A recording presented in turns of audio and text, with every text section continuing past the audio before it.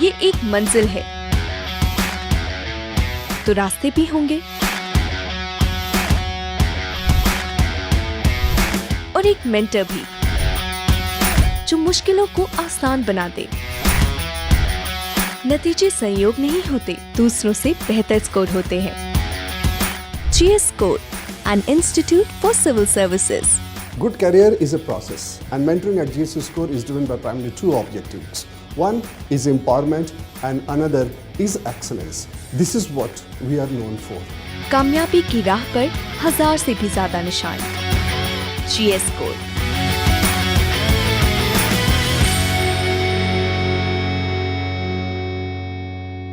Namaskar, I am Siddharth Shukla. Basically, I have got rank 18 in UPSC Civil Services Examination. मेरा native place Azamgarh है, जहाँ पे मैं पैदा हुआ, उसके अतरौलिया ब्लॉक में। लेकिन मेरी स्कूलिंग और ग्रेजुएशन दिल्ली से हुई है। नरेला एक गांव है नॉर्थ वेस्ट दिल्ली में, जहाँ मैं बचपन से रहा हूँ। मुझे आज ये मौका मिला, एक फोरम मिला है आने वाले एस्पिरेंट्स के साथ अपनी स्ट्रेटजी शेयर करने का। एक स्ट्रेटजी, मेरे ओपिनियन में strategy is the most important thing that makes the difference between getting in the list and getting out of the list. तो क्योंकि मेरी एक काफ़ी लंबी जर्नी रही है सिविल सर्विसेज में, आई हैव गिवन 4 अटेम्प्ट्स, तो उसमें स्ट्रेटजी मैंने काफ़ी बनाई है, काफ़ी बिगाड़ी है, काफ़ी दोबारा बनाई है, री स्ट्रेटेजाइज किया है। तो I can tell somethings about strategy. और स्ट्रेटजी के बारे में बताने के लिए मैं, जैसे एग्जामिनेशन 3 फेजेज़ में डिवाइडेड है, वैसे मैं आपको तीनों फेजेज़ की अलग स्ट्रेटजी बताने की कोशिश करूँगा कि प्रीलिम्स के लिए क्या स्ट्रेटजी है, मेंस के लिए क्या स्ट्रेटजी सही है और इंटरव्यू के लिए क्या स्ट्रेटजी रहेगी। लेकिन एक ओवर आर्किंग स्ट्रेटजी, एक फ्रेमवर्क भी आपका होना चाहिए जो आप एग्जामिनेशन के लिए कंसीडर करते हैं कि मुझे इस एग्जामिनेशन के लिए कितने दिन, कितने आवर्स, किस किस टाइम पे पुट इन करना है, किस टाइम मेरी प्रोडक्टिविटी ज़्यादा रहती है, किस टाइम मेरी प्रोडक्टिविटी कम रहती है। स्टार्ट करते हैं प्रीलिम स्टेज से। मैं देख रहा हूँ कि एक नया ट्रेंड ये है कि प्रीलिम्स को लोगों ने थोड़ा सा इनकॉन्सिक्वेंशियल समझ लिया है, क्योंकि वो एक क्वालिफाइंग एग्जामिनेशन है। तो कई लोग तो प्रीलिम्स से काफ़ी डरते हैं कि हाँ प्रीलिम्स ही नहीं होगा तो हम मेंस में अपने आप को एक्सप्रेस नहीं कर पाएंगे, जो नॉलेज हमने इतने सालों की मेहनत से अक्रू करी है। और कई लोग सोचते हैं कि हमारी जो प्रिपरेशन है वो बेसिकली मेंस ओरिएंटेड रहनी चाहिए, क्योंकि प्रीलिम्स के मार्क्स कंसिडर नहीं होते, तो प्रीलिम्स में हम लाइन पे भी पास हो जाएं तो इट्स इनफ। तो इनफ तो है, if you qualify prelims on the line you can still get a good rank. But एक अच्छी स्ट्रेटजी ये रहेगी कि आप प्रीलिम्स के लिए ऐसे प्रिपेयर रहें कि आपका प्रीलिम्स फोबिया खत्म हो जाए। आपको प्रीलिम्स में ये ना रहे कि मैं लाइन के इस तरफ हूँ कि लाइन के उस तरफ हूँ, फिर प्रीलिम्स का जब रिजल्ट आएगा तब मैं मेंस की प्रिपरेशन स्टार्ट करूंगा। आपको ये होना चाहिए कि प्रीलिम्स का आपने एग्जाम दिया और यूर क्लियर की, यूर क्लियरिंग द प्रीलिम्स। तो मेरा क्या रहा है कि पहले अटेम्प्ट में I scored around 126 in prelims. In the second attempt I scored 132। Third attempt में, मैंने सेकंड अटेम्प्ट में इंटरव्यू दिया था तो मुझे केवल 10 दिन मिले थे पढ़ने के लिए, still I scored 1424 and this attempt I scored 148.8। सो मेरी स्ट्रेटजी ये रही प्रीलिम्स की पहले अटेम्प्ट से कि आपको मैक्सिमम नंबर ऑफ मार्क्स देने हैं, क्योंकि प्रीलिम्स एक रिकॉल बेस्ड एग्जामिनेशन नहीं है कि आपको कुछ पता था और आपने एग्जाम में उसका आंसर दे दिया कि इंडिया कब इंडिपेंडेंट हुआ 15 अगस्त को तो आपने टिक कर दिया। नहीं, it's a paper of application of mind. आपकी जो बैकग्राउंड इन्फॉर्मेशन, आपकी जो बैकग्राउंड नॉलेज है, जो आपका सब्जेक्ट नॉलेज है, आपको उसको यूज करके क्वेश्चंस को सॉल्व करना है। Prelims is a test of time, कि आप टाइम मैनेज कर पाते हैं कि नहीं कर पाते, आप 2 घंटे के अंदर उतने क्वेश्चन सॉल्व कर पाते हैं कि नहीं कर पाते, आप 2 घंटे के अंदर मल्टीपल रीडिंग कर पाते हैं कि नहीं कर पाते हैं पेपर की। Prelims is a test of strategy, कि आपको ऑप्शन एलिमिनेशन पता है कि नहीं पता, आपको ट्रिक्स पता है कि नहीं पता है, आपको ये पता है कि नहीं पता है कि किन क्वेश्चंस को आपको थोड़ा ज्यादा टाइम दे सकते हैं, किसमें आपको थोड़ा कम टाइम देना है। तो I think the most important thing about prelims is strategy. मैं 2 बिंदु पे थोड़ा जोर डालना चाहूंगा जो भी एस्पिरेंट्स प्रीलिम्स के लिए प्रिपेयर कर रहे हैं। पहला तो रिवीजन मैटर्स द मोस्ट, कि प्रीलिम्स में कुछ स्टूडेंट्स को मैंने देखा है कि वो मैक्सिमम नॉलेज गेन करना चाहते हैं, मैक्सिमम सब्जेक्ट्स को कवर करना चाहते हैं, नए नए मटेरियल्स को बार बार उठाते रहते हैं, पढ़ते रहते हैं, लेकिन रिवीजन नहीं करते उतना ज़्यादा। रिवीजन से क्या होता है कि अगर आपको प्रीलिम्स के रिलेटेड कुछ भी पता है, यूपीएससी के सिलेबस से जुड़ा हुआ कुछ भी पता है और आपको पक्का पता है कि 100% श्योर हूं मैं कि यही मुझे पता है, तो आप उसके बेसिस पे कई सारे क्वेश्चन सॉल्व कर सकते हैं। तो आप जो भी पढ़ रहे हैं, GS1 के लिए प्रिपेयर कर रहे हैं, हिस्ट्री के लिए प्रिपेयर कर रहे हैं, आप प्रीलिम्स के आखिरी कुछ महीनों में, 1 महीना 2 महीना बचा है, आप अपना मैक्सिमम फोकस जो है रिवीजन पे रखिए, कि आप जो भी आपने पढ़ा है वो आपके दिमाग में एकदम सीमेंट की तरह सेट हो जाए कि हाँ ये मुझे आता ही आता है। इसमें मुझे ये नहीं सोचना कि आप प्रीलिम्स में बैठ के सोचे कि नहीं नहीं ये ऐसा हो सकता है, नहीं ये क्या पता ये हो सकता है। जब आप रिवीजन नहीं करते तो क्या होगा कि कुछ क्वेश्चन होंगे जो आप वहां पे सही कर सकते थे लेकिन आप सही नहीं कर पाएंगे। जब आपके पास स्ट्रेटेजी नहीं होती कि मुझे मल्टीपल रीडिंग्स में करना है, तो आप स्टार्टिंग के क्वेश्चन को 2 से 5 मिनट भी दे सकते हैं और आखिरी के क्वेश्चन को आप 10 सेकंड भी दे सकते हैं।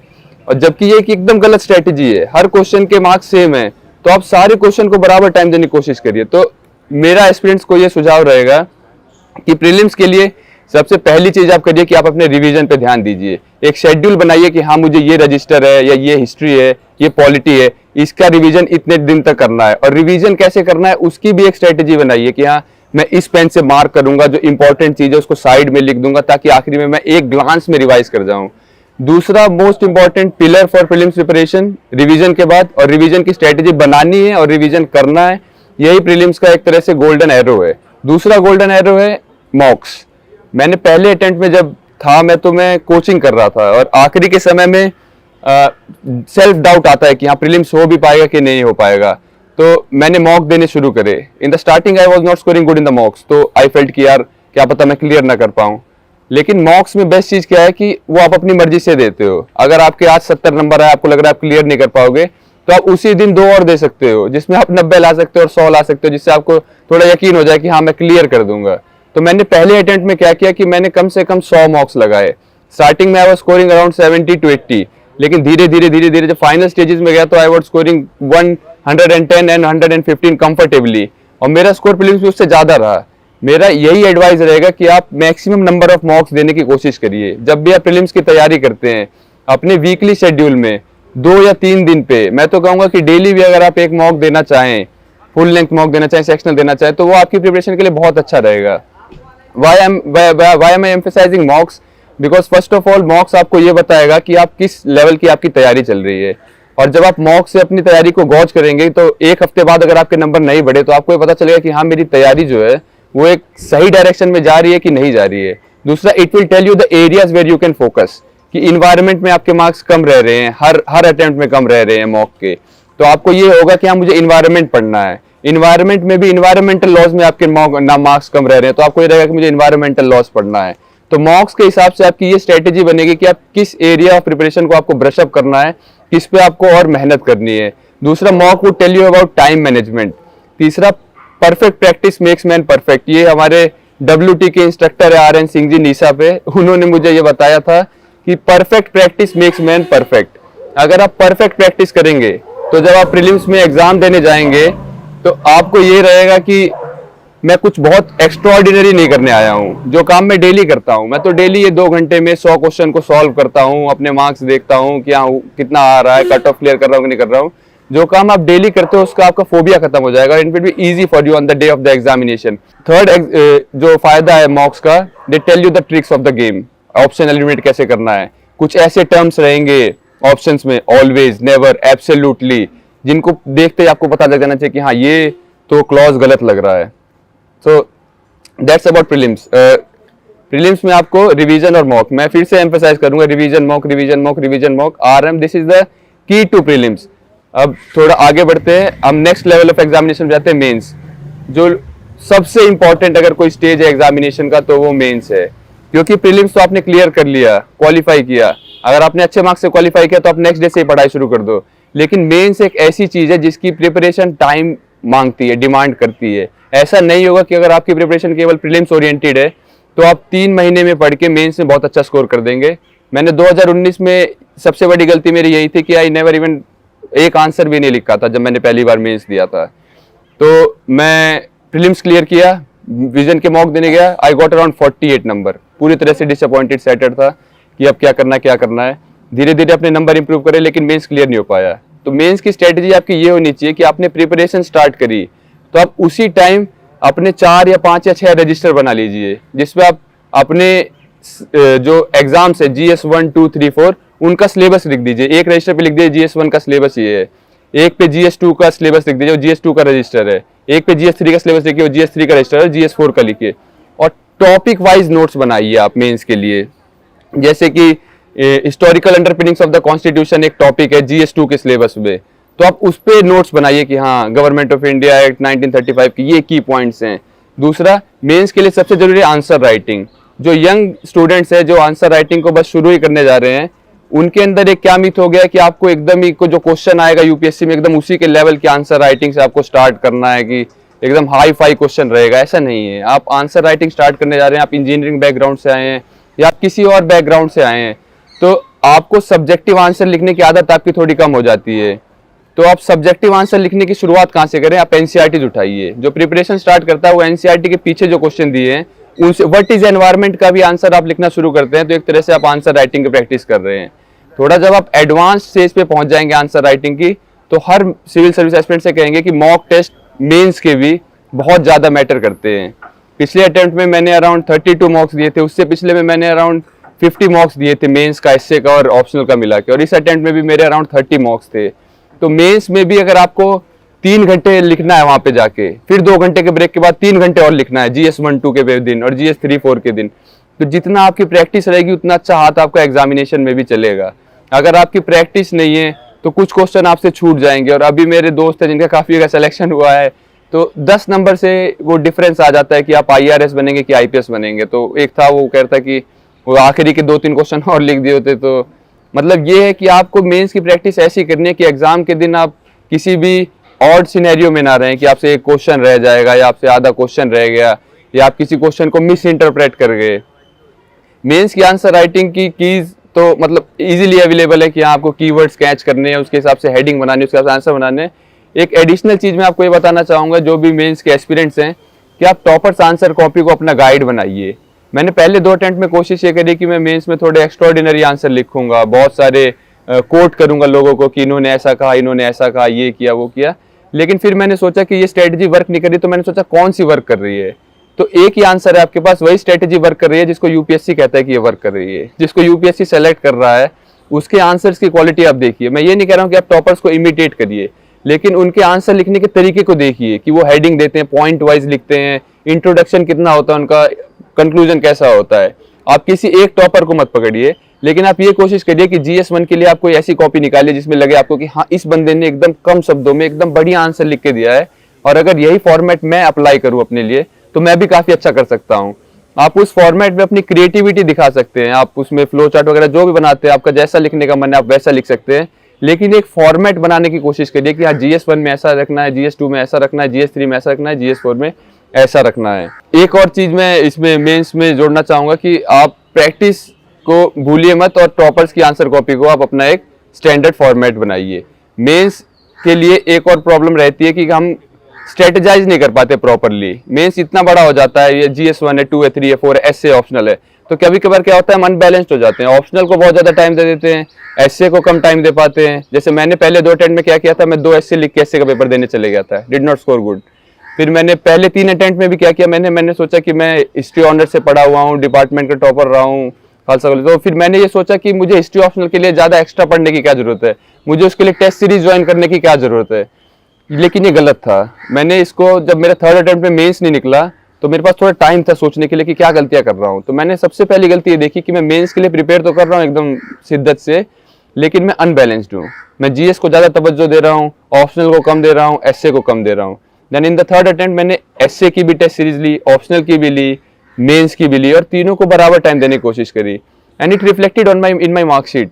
तो जीएस में स्कोर मेरा थोड़ा एक्सेप्शनल था क्योंकि उसके लिए प्रिपरेशन ज़्यादा थी, जैसे मैंने आपको बताया, तो गट 451, बट ऑप्शनल में भी 279 आया और एसए में 128 आया। और अगर ये बैलेंस नहीं होता तो कोई मतलब फिर वही रह जाता है कि हाँ आप लाइन पे क्रॉस कर रहे हैं, आप लिस्ट से बाहर ही हो जा रहे हैं। तो मैं आपसे ये कहूंगा जो भी स्टूडेंट्स हैं कि आप बैलेंस करिए प्रॉपरली। ऐसा ना हो कि आप ऑप्शनल के सब्जेक्ट एक्सपर्ट बनते जा रहे हैं और जीएस में आपकी कमांड बहुत ज्यादा वीक हो गई है। ऐसा ना हो कि आप जीएस के मतलब एक्सपर्ट बनते जा रहे हैं और ऑप्शनल में आपकी कमांड वीक होती जा रही है और आपको लग रहा है कि मैं ऑप्शनल में जानता तो बहुत कुछ हूँ, मेरा ऑप्शनल स्कोर नहीं कर रहा।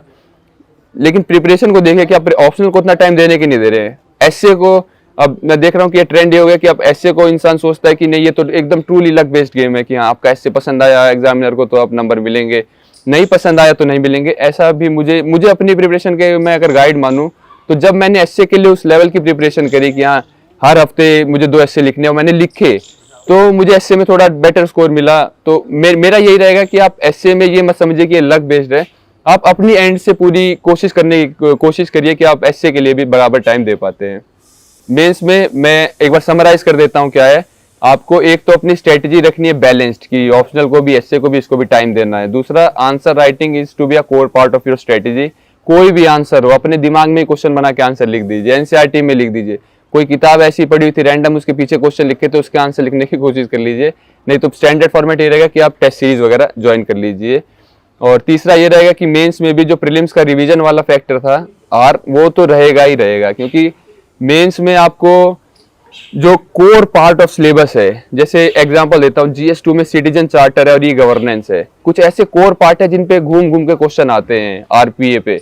इनके नोट्स अगर आपके प्रिपेयर और रिवाइज हैं आपके माइंड में, तो कुछ क्वेश्चन ऐसे रहेंगे 20 में से 6-7 जो एकदम स्टैंडर्ड क्वेश्चन है, उनका आंसर आपको एकदम दिमाग में ऐसे होना चाहिए कि आपने 5 मिनट में तुरंत लिख दिया कि सिटीजन चार्टर 5 पॉइंट ये खत्म किया। इन क्वेश्चंस को आप एक तरह से स्टैंडर्ड आंसर लिखोगे तो आपको नंबर ज्यादा मिलेंगे। जो ARC में लिखा है वही आपने लिख दिया तो आपको नंबर डेफिनेटली ज्यादा मिलेंगे, और आपके पास और क्वेश्चंस के लिए टाइम बच जाएगा, क्योंकि मेंस में कुछ क्वेश्चन ऐसे रहेंगे जिसमें आपको अपना माइंड अप्लाई करना होगा, जो थोड़े ट्रिकी रहेंगे। जैसे इन्वायरमेंटल लॉ में जो सुप्रीम कोर्ट की जूरिस्प्रूडेंस है, GS2 में इस पे क्वेश्चन था। जब आपका आसान क्वेश्चन को आप आसानी से हल कर दोगे, थोड़ा टाइम बचेगा आपके पास, तो आप ऐसे क्वेश्चन में भी शाइन कर सकते हो। और मेंस के लिए एक और चीज मैं आपको कहना चाहूंगा कि कुछ लोगों की स्ट्रेटेजी ये होती है कि वो स्टार्टिंग में 15 मार्कर्स करते हैं, कुछ लोगों की स्ट्रेटेजी ये होती है कि वो स्टार्टिंग में 10 मार्कर्स करते हैं। मेरी स्ट्रेटेजी बस मैं आपको बता देना चाहता हूँ, जरूरी नहीं कि सही हो। मैं पहले स्टार्टिंग में 3 10 मार्कर्स करता था, फिर 15 मार्कर्स करता था, फिर बचे हुए 7 10 मार्कर्स करता था, क्योंकि मुझे पर्सनली ऐसा लगता है कि जो आपके स्टार्टिंग के 2-3 आंसर होने चाहिए उसमें आप थोड़ा शाइन करोगे तो it would be good for you. That's all about me. So moving on to the next stage, it is the interview. तो इंटरव्यू 275 मार्क्स का है, एंड ये स्टेज जो है ये आपकी रैंक डिसाइड करेगा। ये आपकी रैंक ही नहीं डिसाइड करेगा, ये भी डिसाइड करेगा कि आप लिस्ट में हो या नहीं हो। अगर इंटरव्यू में आपको बिलो 150, सिलेक्शन होना आपके लिए बहुत टफ हो जाता है। तो इंटरव्यू के लिए प्रिपेयर कैसे करें? वैसे तो इस विषय में मेरे को सब्जेक्ट मैटर एक्सपर्ट बिल्कुल भी नहीं मानना चाहिए, क्योंकि I scored 149 once in an interview and 175 in the second one. I am just sharing कि मैंने कैसे किया था। मैंने मैक्सिमम नंबर ऑफ मॉक्स देने की कोशिश करी, 10-11 मॉक्स आप दीजिए, क्योंकि जो इनर्शिया आपका है इंटरव्यू बोर्ड के आगे जो दिखेगा अगर आप मॉक्स नहीं देंगे, वो आपको ब्रेक करना है। आपको कई बार ये काम करना है कि 5 लोग आपसे क्वेश्चन पूछ रहे हैं, रैंडम कोई भी क्वेश्चन कहीं से भी आ रहा है और आप उसको टैकल कर रहे हो, उसको आंसर दे रहे हो, आप मुस्कुरा रहे हो। आपको कोई क्वेश्चन नहीं आता तो आपने एकदम स्टैंडर्ड बना लिया कि sir sorry sir, I do not know about it, I would read more about it. आप ऐसा प्रिपेयर हो जाओ कि हाँ चीजें आपके ऑटोमेटिकली होंगी। क्वेश्चन नहीं आ रहा तो मुझे ये बोलना है, आ रहा है तो मुझे ऐसे बोलना है। किसी क्वेश्चन का आंसर देना है कि आपको DM बना दिया किसी डिस्ट्रिक्ट में, तो वुमेन सेफ्टी पे क्या करोगे, तो मुझे कहना सर फर्स्टली मैं ये करूंगा, सेकंडली ये करूंगा, थर्डली। मतलब आपके दिमाग में आंसर देने का भी एक फॉर्मेट प्रिपेयर हो जाए कि मुझे इंटरव्यूज के आंसर इस प्रकार से देने हैं। दूसरा, इंटरव्यूज के लिए आप अपनी फैमिली को एक बहुत इंपॉर्टेंट पार्टनर बना सकते हो। मैं क्या करता था कि जो ट्रांसक्रिप्ट पे क्वेश्चन आते थे, मेरे पिताजी हैं और मेरे ब्रदर इन लॉ हैं, जीजा जी, और मेरे जीजा जी, मेरे पिताजी और मेरा भाई था, मैं उनको दे देता था क्वेश्चंस कि ये क्वेश्चन आ रहे हैं एग्जाम्स में, आप लोग मुझसे पूछिए, मैं आपको बोर्ड समझता हूँ, मैं आपको आंसर दूंगा।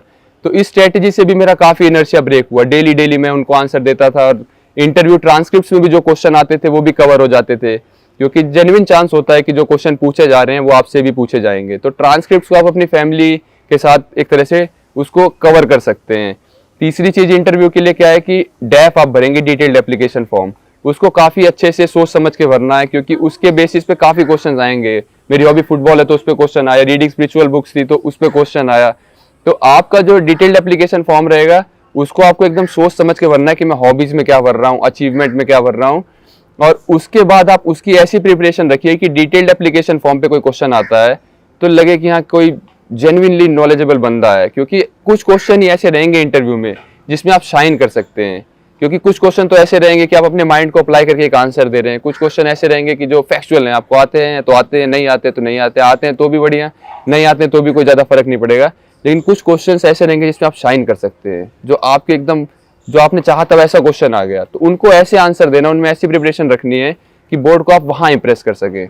बाकी इंटरव्यू के लिए आप और लोगों के भी मॉक इंटरव्यूज वगैरह देखिए कि हाँ वो जो पहले के टॉपर्स रहे हैं वो कैसे कर रहे हैं, लेकिन अपना ही स्टाइल डेवलप करना है, अपना ही एक स्टैंडर्ड फॉर्मेट बनाना है इंटरव्यू के लिए।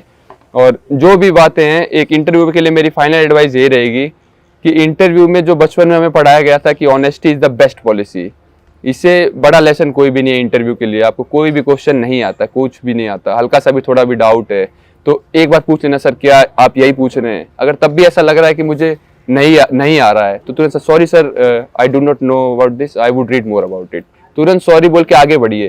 क्योंकि अगर आप किसी क्वेश्चन को गैस करने में या उसका गैस अटेम्प्ट करने में टाइम वेस्ट कर रहे हैं तो आप इंटरव्यू के उन क्वेश्चन को इंटरव्यू से बाहर कर दे रहे हैं जिनका आप अच्छा आंसर दे सकते थे।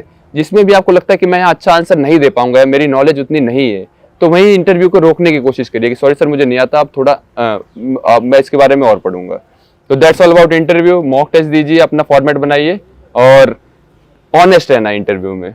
मैंने आपको प्रीलिम्स के बारे में बताया, मेंस के बारे में बताया, इंटरव्यू के बारे में बताया, लेकिन एक चीज़ के बारे में बताना भूल गया जो कि प्रिपरेशन का सबसे बड़ा साथी रहेगा आपका सेल्फ डाउट। आपको काफ़ी बार सेल्फ डाउट होगा, कभी प्रीलिम्स नहीं हुआ, कभी मेंस में रह गए, कभी इंटरव्यू में जाके रह गए, तो फिर ऐसा लगेगा कि यार कर रहा हूँ, इतनी मेहनत कर रहा हूँ, सही से कर पा रहा हूँ कि नहीं कर पा रहा हूँ, क्या मैं मतलब इस लायक हूँ भी कि नहीं हूँ, क्या मेरे अंदर वो कैपेबिलिटीज़ हैं कि नहीं है, क्या मैं मतलब उस लेवल का मेरा अप्रोच है कि नहीं है, क्या मेरे सर्कमस्टेंसेस ही खराब हैं, क्या मैं जिस जगह पे रहता हूँ वो खराब है, क्या मुझे करोल बाग चले जाना चाहिए, राजेंद्र नगर चले जाना चाहिए रहने के लिए, या मैं यहीं रह के कर सकता हूँ। ऐसे क्वेश्चंस आपको रेगुलरली फॉलो करेंगे।